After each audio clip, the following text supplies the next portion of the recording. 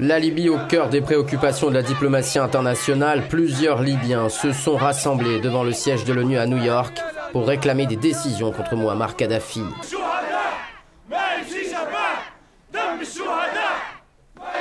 Ils l'accusent de massacrer leur peuple.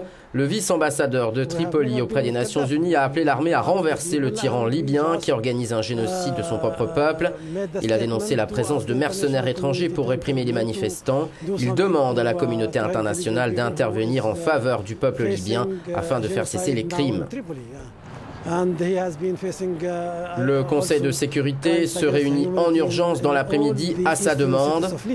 En attendant, la haut-commissaire aux droits de l'homme a exigé l'ouverture d'une enquête internationale indépendante sur les violences. Cette dernière prévient que ces attaques systématiques contre la population civile pourraient être assimilées à des crimes contre l'humanité.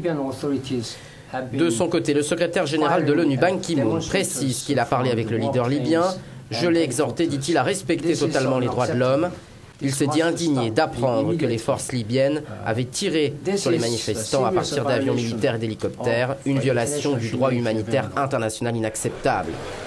La Ligue arabe se réunit également en urgence pour faire le point, signe que la répression violente de Kadhafi a choqué. Plusieurs ambassadeurs libyens ont démissionné pour se ranger du côté du peuple.